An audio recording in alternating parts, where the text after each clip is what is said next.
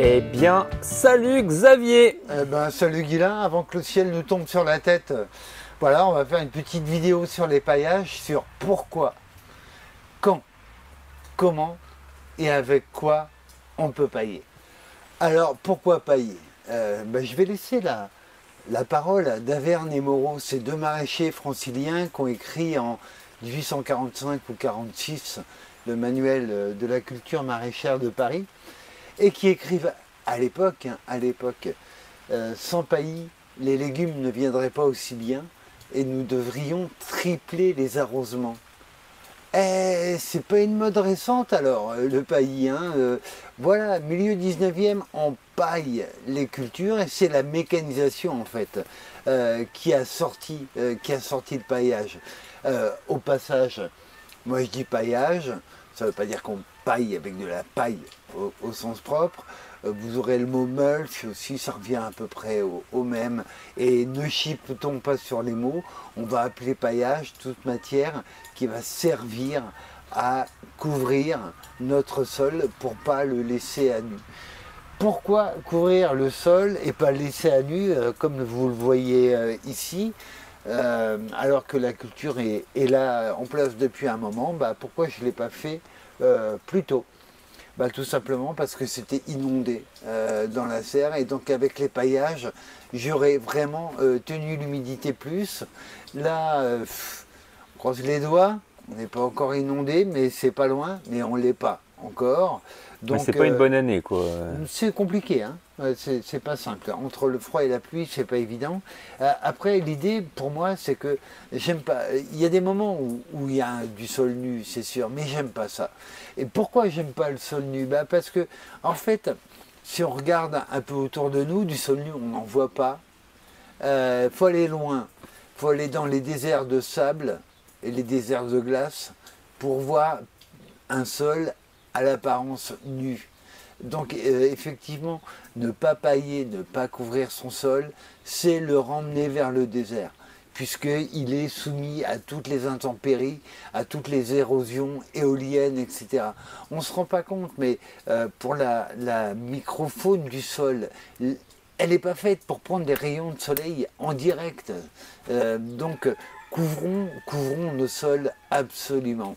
Alors pourquoi pailler? On dit parfois oui, au niveau du désherbage, ça soulage. Oui, effectivement, si on paille suffisamment épais, on va bloquer les germinations de l'adventice annuelle. Attention, si vous avez des adventices vivaces, type chien-dent, pissenlit, liseron, etc., ça leur fait rien du tout. Vous pouvez mettre 1 mètre par-dessus, vous allez voir. Ça y va, quoi. Ouais, ça blanchit, mais ça traverse, en fin de compte. Alors, quand pailler? Déjà, le plus vite possible. Mais bon, les circonstances font que on peut pas toujours. En fait, on paille en fonction de la température du sol. Ici, je suis sur des sols argileux, hydromorphes. Le sol est très froid. Si je le paille trop tôt, j'empêche les rayons du soleil d'arriver dessus et je freine le réchauffement. Donc, si on prend une image, voilà, vous êtes au 15 mai, vous revenez de chez votre marchand de plants avec des laitues et avec des tomates. 15 mai, vous plantez les tomates et vous plantez un petit rang de laitues. Et voilà, les laitues, elles sont paillées parce que ça aime des sols relativement frais. Les tomates, il est trop tôt, au 15 mai en général. Le sol n'est pas encore à l'optimum de température. Comment on sait que le sol est à l'optimum de température? On peut tout simplement prendre un thermomètre de couche et prendre sa température. On peut aussi regarder un petit peu les adventices. Là, c'est un truc absolument exceptionnel, mais je n'ai pas encore vu d'amarante ressortir. Et l'amarante nous signale le sol chaud, quoi. Que ce soit une amarante cultivée ou une amarante spontanée, l'amarante réfléchie. On n'en a pas. Enfin, moi, je n'en ai pas. Donc, le sol est encore frais, clairement. Là, je suis sous abri, donc je vais pouvoir quand même apporter un paillage. Donc, quand pailler, super important, à mon sens, le plus vite possible, si la terre est suffisamment réchauffée. Alors, comment et avec quoi on paille? Premier truc important, si vous voulez bloquer les germinations d'annuelles, vous paillez épais. Répandre un petit peu de paillage comme ça finement, et ben, c'est ce qu'on fait sur nos semis pour favoriser la levée. Donc ça veut dire que vous allez favoriser la levée sur vos adventices. Donc là, c'est de l'herbe de fauche, on va dire. Mon repère, c'est ça, c'est la main. Donc c'est l'épaisseur que je vais mettre. Tac. Toujours quand on paille, encore une fois, on paille épais. Avec quoi on paille? Ben, la réponse, elle est assez évidente. Vous paillez avec ce que vous avez. On ne va pas aller acheter du paillage hein, quand on a un jardin. Effectivement, dans d'autres circonstances, ça peut être plus compliqué et je comprends qu'on soit amené à le faire. Mais nous, théoriquement, moi j'ai de la surface, j'ai de l'espace, donc je produis mes propres paillages en fauchant. Donc vous vous rappelez, on avait fait toute une série sur le rapport carbone sur azote, très important. Donc moi, en saison, je préfère les paillages à dominante azotée. Hors saison, quand il n'y a plus trop de culture en place, à dominante carbonée cette fois, parce que seuls les paillages à dominante carbonée vont humifier. Ça n'humifie pas en fait. Par contre, ça laisse un reliquat azoté qui est un peu dérisoire hein, par rapport à du 3x17. Mais au moins, ce dont on peut être sûr, c'est que ça ne génère pas une fin d'azote au niveau de notre sol. Et par exemple, ça pourrait être équivalent à mettre de la pelouse, enfin de la tonte de pelouse en été, et de mettre du broyat de branches si on a broyé nos branches l'hiver. Eh ben, la nature est bien faite. Hein, ouais. C'est quand même assez génial. Effectivement, on a ce réflexe un peu idiot, et moi le premier, hein, attention, hein, de tondre la pelouse. Donc moi j'ai un espace qui est tondu. Autrement dit, l'herbe, c'est une énergie verte, hein, elle capte la lumière du soleil pour la transformer en schématisant en sucre.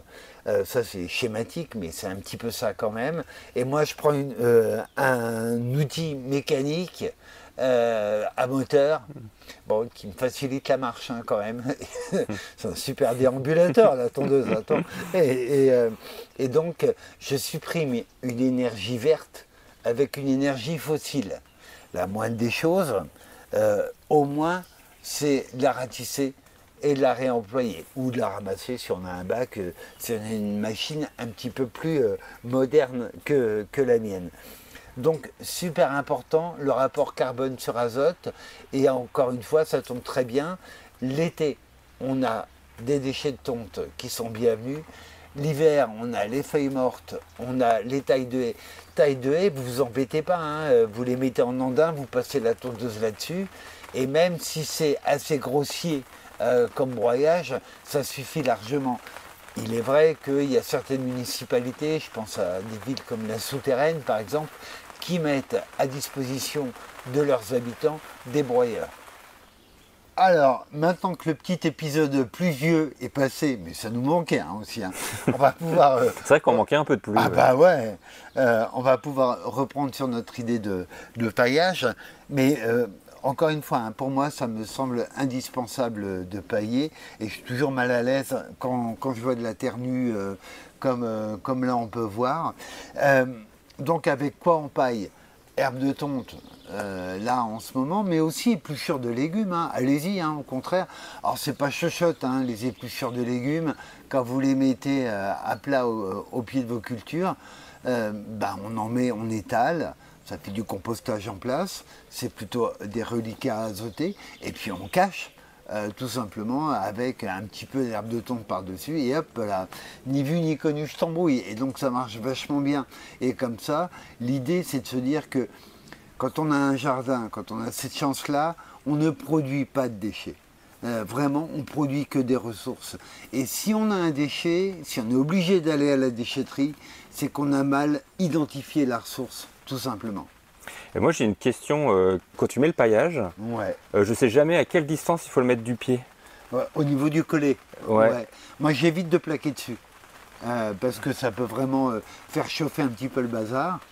Donc, tu vois, je laisse un petit peu d'air. Regarde, si je fais là mon pied. Parce que je me dis, ah ouais, mais si c'est trop loin, bah, ça laisse Alors, pousser on les a mauvaises toujours herbes. des adventistes. Ce que tu peux faire, c'est prendre dans ta tête, tu as déjà vu du paillage à salade en plastique.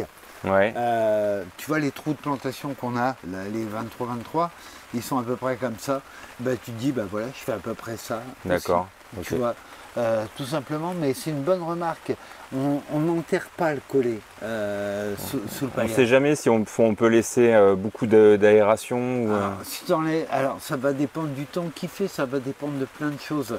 Néanmoins, si on veut limiter la prolifération d'adventices annuels, on essaye d'être assez réduit quoi, autour de. Il n'y a pas de risque de pourrissement du pied. Si tu touches pas, non. Ok. S'il y a un petit peu d'air qui passe, il n'y a pas de problème. Mais tu vois, là, on a de l'air qui passe, donc il Ok. n'y aura pas de souci. D'accord. Alors, bah voilà, on s'est fait un peu chasser par la pluie. Ça fait trop de bruit sur les bâches et c'est insupportable. Donc on s'est mis à l'abri. C'est insupportable hein, quand même au bout d'un moment, cette flotte permanente. Mais bon, bah voilà, c'est l'eau, c'est la vie et sachons en profiter. Euh, on en était avec quoi on paille. Donc on paille avec ce qu'on a. Il y a un paillage auquel on ne pense pas toujours, mais moi que je trouve vraiment intéressant, c'est le paillage minéral. Surtout une année comme ça. Si vous avez la chance d'avoir des grandes ardoises, d'un démontage de toit, etc., les frileuses type aubergine, piment, poivron, etc., ce paillage minéral avec les grandes ardoises qui vont couleur noire, elles vont capter de la chaleur, c'est du minéral, ça la restitue la nuit, c'est vraiment intéressant. Grandes ardoises, grandes tuiles, grandes briques et tout, surtout pas des petits éclats, je trouve ça pas pratique, parce que si jamais le soleil commence vraiment à taper, il faut les enlever, hein, surtout, hein, parce que là, les brûlures, ça va très très vite. Néanmoins, paillage minéral super intéressant. Donc voilà, on voit clairement que le paillage, euh, c'est une obligation. Pour moi, c'est une obligation morale aussi. Moi, il y a un truc que j'adore, c'est quand on paille avec des déchets de tonte, etc. Ben, au bout d'un moment, ces déchets disparaissent. Pourquoi parce que la faune du sol s'en est emparée, tout simplement. C'est pas le vent hein, qui les disperse. Et si vous aimez les lombriques, bah voilà, utiliser des déchets de tonte, vous allez voir, c'est démentiel, ça les rend fous, les déchets de tonte. Mais qui c'est qui aime pas les lombriques? Ah voilà, mais moi je trouve que c'est un très bon moyen de les faire venir. Par contre, oui, les lombriques adorent ça. Il y a un oiseau qui a compris que sous les paillages, il y avait ça grouillait de vie et qui pouvait aller chercher, c'est le merle. Ah purée là. Ah, j'adore le merle. Il me fait rire, il me fait vraiment marrer. Et donc le merle sur des paillages, une fois qu'il est passé, vous Ah, avez il faut tout remettre, l'impression ouais. que c'est des sangliers quoi, qui sont venus. Non, c'est juste un merle, c'est juste un petit polo qui fait le boulot quoi. Ils pourraient pas leur mettre le paillage après. Ah ouais, ah non, non, non, j'écarte. Donc, mais c'est toute cette vie qui va avec et toute cette vie qu'on ne voit pas sur les sols nus. Et regardez autour de vous, quand il y a un sol nu, il y a un homme derrière. Voilà, on voit jamais, jamais spontanément de la terre laissée à nu. Et d'ailleurs, c'est aussi ça qui nous pousse à faire du désherbage, etc., à rendre nue la terre. Mais oui, qu'on désherbe, bien sûr, qu'on limite la concurrence, évidemment. Mais à ce moment-là, on remplace, tiens, ça me fait penser à un paillage, moi que je trouve génial, c'est les adventices. Voilà, vous retirez des adventices et vous n'allez pas aller les emmener au compost et faire un tour, etc. Non, vous les posez à plat sur votre sol, un rayon de soleil, ça crame. Il n'y a pas de risque que ça reparte Alors, s'il y a une grosse pluie, ça repart, clairement. le liseron, tu as un gros tas de liserons avec un peu de terre. Ah ouais, mais non, mais. Pas de liseron chez moi. Si, j'ai du liseron, bien sûr. Et le liseron, non, moi, je ne le remets pas. Il y en a que je ne remets pas au-dessus. Liseron, chien dent. Le chien dent, avant de fatiguer la racine, il y en a pour un sacré moment. Hein. Donc effectivement, moi je ne le remets pas dessus. Les orties aussi, non, ça va? Les orties, quand on les tire et qu'on les met à plat, on n'a jamais la racine totalement, Ouais. enfin pas moi, et donc ça crame relativement vite. Je rappelle que les désherbages se font plutôt par temps sec, hein. On ne les fait jamais sous la pluie, bien sûr. On ne va pas piétiner son sol sous la pluie. Donc, à partir du moment où on est sur un temps relativement sec, ce qui rend les choses très compliquées en ce moment, eh ben, on pose à plat et normalement, ça crame. Si jamais il y a une grosse pluie et que ça reprend, je vous assure que ce sera facile à tirer. Oui, ça reste en va surface être quand même. sacrément fatigué quand même. Mm. Donc voilà, n'hésitez pas. Ça, c'est un paillage naturel. Faites une expérience aussi. Vous tirez, je sais pas moi, un laitron, vous le tirez. Et vous le secouez. Vous le tapez sur votre cuisse, comme ça. Et après, l'avoir bien tapé comme ça, la pauvre bête, vous le regardez et vous verrez encore de la terre dans les racines. Ça, c'est le meilleur de votre terre. Donc pourquoi l'emmener au compost? Non, on réétale sur les planches en culture, il va cramer, il n'y a pas de problème. Donc évitez d'exporter du potager au maximum. Je rappelle, et ça j'aime beaucoup cette idée-là, ce sont les plantes qui font la terre, et non pas le contraire. C'est les plantes qui font la terre. Donc on n'est pas obligé de désherber, il y a d'autres méthodes que moi je ne maîtrise pas. Mais il y a d'autres méthodes dont on vous parlera. Alors à l'impossible, nul n'est tenu, et les paillages, ils ont forcément un petit défaut, même plusieurs. C'est pas parfait, hein, le paillage. Pour moi, c'est indispensable. C'est aussi indispensable que c'est pas parfait. C'est pas parfait, pourquoi? Parce que ça héberge les limaces, les escargots, les rongeurs. Donc vraiment, quand on a des années à ça, c'est compliqué. À ce sujet, souvent on paille avec de la paille de céréales. Pour moi, la paille de céréales, c'est la vraie paille. Pour moi, c'est plutôt réservé à la litière animale. Faites gaffe quand vous utilisez de la vraie paille, à sa provenance bien sûr, mais faites gaffe aussi à ce qu'elle soit bien battue. Si elle est mal battue et qu'il y a encore du grain dedans, les rongeurs ils vont appliquer mais super vite, hein. Et ils peuvent se cacher dessous, ils peuvent être bien. Donc attention, attention. Ça c'est un des problèmes du paillage. L'autre problème, effectivement, on l'a vu tout à l'heure, c'est des problèmes de température et des problèmes de germination d'adventices qui peuvent se faire quand même. Et adventices vivaces, elles vont passer, il n'y a aucun doute. Toujours dans les limites du paillage, qui a quand même quelques petits défauts. Moi, j'aime beaucoup les semis spontanés. On parle souvent de faire ses graines, ce qui va être l'objet de notre prochaine apéroformation, mais il y a aussi l'idée de laisser faire ses graines. Et il y a énormément d'espèces qui vont se ressemer spontanément. Et il est vrai que les paillages et les sols trop couverts, ça bloque cette germination spontanée et incontestablement, on en a moins. Donc voilà, petite limite des paillages. Mais néanmoins, se rappeler de cette image un peu terrible, quoi. Sol nu, c'est les déserts de sable et les déserts de glace. Donc nous, dès qu'on peut, compte tenu de toutes les petites difficultés apportées par le paillage, on va ramener de la matière sur nos sols, on les laisse à nu le moins possible. On est obligé de passer par cette étape-là. Peut-être. Il y en a qui arrivent à carrément travailler sur des sols toujours couverts. Moi ici, je ne vois pas comment je pourrais faire. Mais néanmoins, l'idée, c'est un sol à nu le moins longtemps possible. Est-ce que tu penses qu'il y a un bénéfice pour les plantes? Est-ce que le fait d'être paillé, elle prospère mieux? Oui, clairement, parce qu'il va y avoir un bénéfice pour la vie du sol. Et donc, si tu as un sol qui est plus vivant, qui va mieux, évidemment que tes plantes vont pouvoir à leur tour en profiter. Après, est-ce qu'il y a un bénéfice direct? Là, je ne saurais pas dire. Peut-être que si on part sur des paillages plutôt azotés, au moins on ne génère pas de fin d'azote. Après, quand on fait des paillages carbonés, on génère de l'humus. Donc oui, incontestablement, il y a un bénéfice direct pour nos plantes.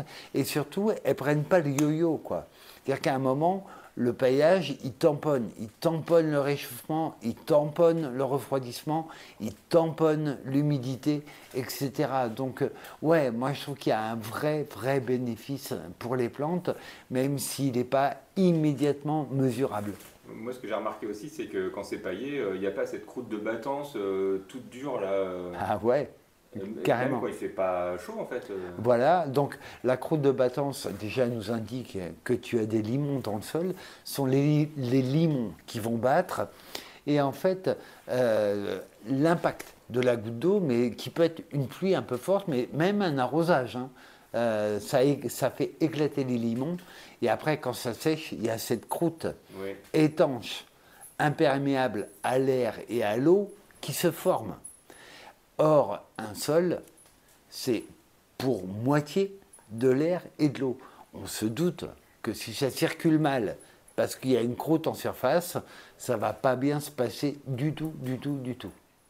Alors, plein de bonnes raisons hein, pour pailler, et surtout, allez-y, travaillez avec la matière que vous avez à disposition, les épluchures de légumes, les vieux légumes, etc.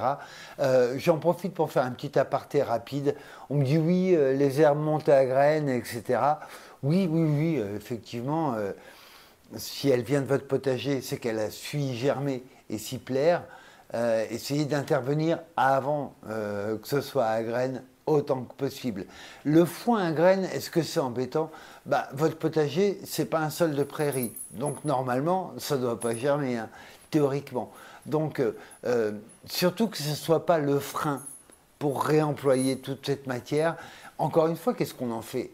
Si je ne m'en sers pas comme paillage, je ne vais pas le brûler quand même. De toute façon, c'est interdit hein, par la loi.